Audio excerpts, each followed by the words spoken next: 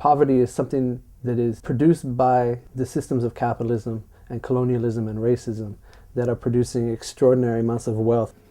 I would say I define poverty as being born into a situation where you don't have choices. Poverty in our country is a condition where you're not a full active member of society. A lack of human and material resources to carry out meaningful, quality life.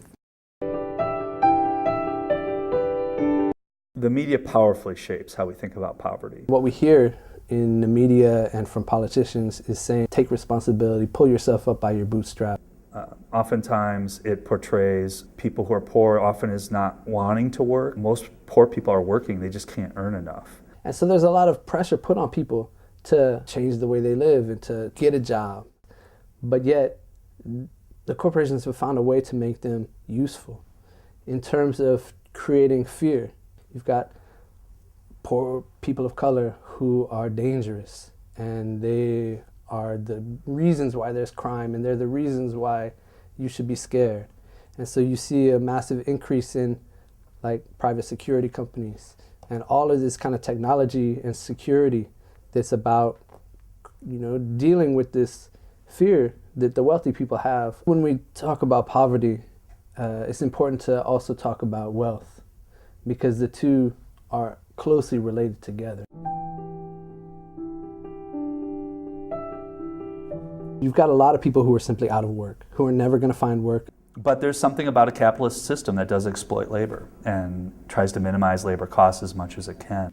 There is an intentional effort to keep people in certain positions, if indeed here the profits are going to continue to flow. The main intent of multinational companies is to maximize profit. Increasingly, companies to compete in a global economy have to be global entities themselves.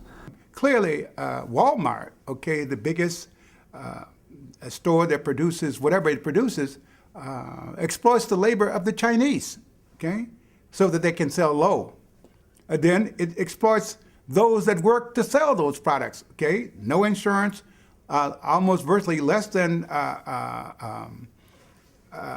minimum wage.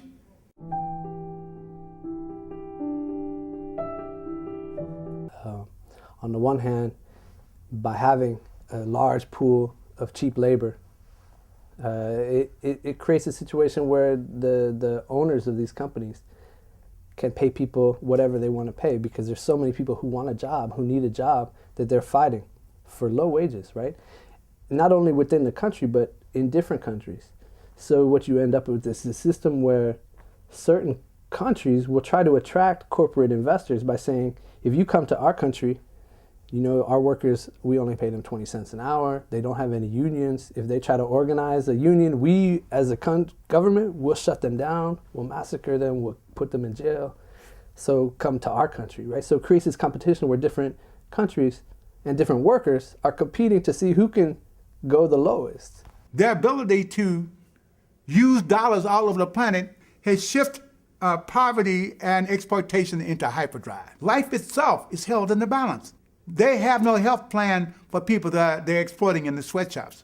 In Bangladesh, the people that were making clothing for Walmarts and others, okay, were working in buildings that were not structured properly.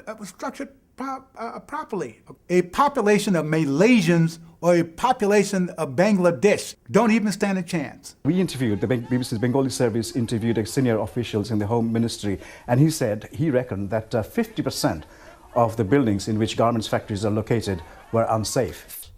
The broader system is set up in such a way and has been used in such a way that even if there is corruption, the bigger problem is that the workers are being exploited. The poor people throughout the world are being taken advantage of by big corporations. Politics, in the generic definition, is a struggle for power, right? The people in poverty are powerless, okay? To the degree that those in power can superimpose their will on powerless people. This is how politics works in maintaining and promoting poverty. Many think The poverty problem in your country is a real, true reflection, not just of your labor market, but also of your political system.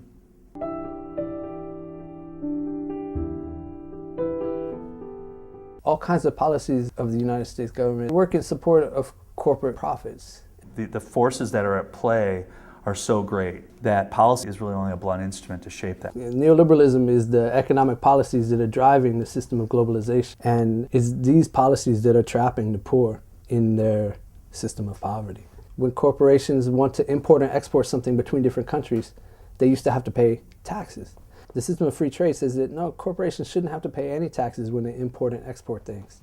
Now, the argument that they always make is that it's better for the consumer. Now, the products aren't sold for any less. We don't save anything. The only people who are making more money are the owners. clearly politics is at the core. It is a means to the end. Those in power simply exploit those without power.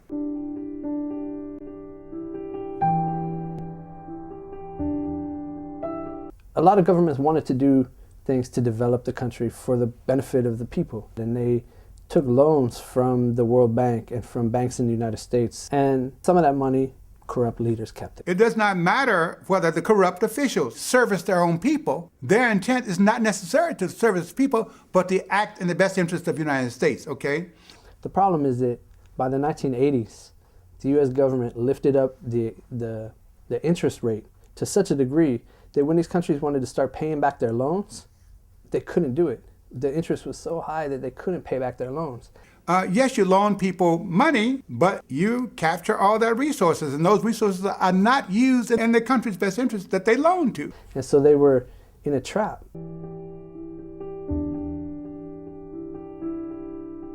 what the IMF started doing was creating conditions to take on what we call a structural adjustment program. The country had to get rid of taxes on foreign companies. They had to adopt free trade policies. Another condition was it had to privatize a lot of things. And the idea was that that's supposed to attract foreign investment, right? But what it attracted was sweatshops and terrible working conditions for the people.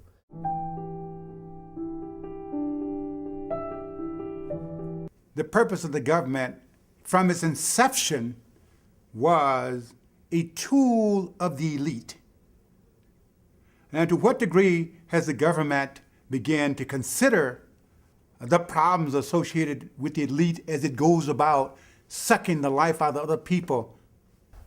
There are some programs in the United States that are supposed to help get people out of poverty. Welfare, it's a Band-Aid to heal the wounds of capitalism. It does not get to the structural nature of poverty. On the one hand, there's less and less money that's going towards getting rid of poverty. By pushing people off of welfare, it's putting money into the hands of corporations like Walmart and McDonald's. The nature of the system requires exploitation. The kind of social programs and these kind of things does not speak to the reality of the nature and the structure of the system.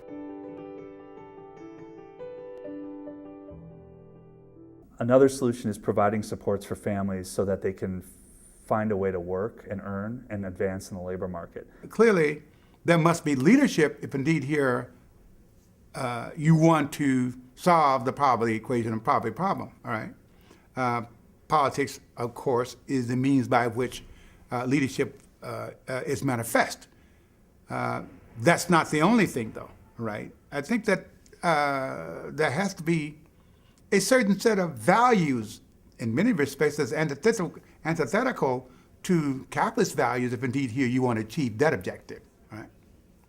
Helping people to see that they're not in it alone, that their struggles are the same struggles as the people in the next community over. And they shouldn't be fighting against each other, but rather working together to fight against the system.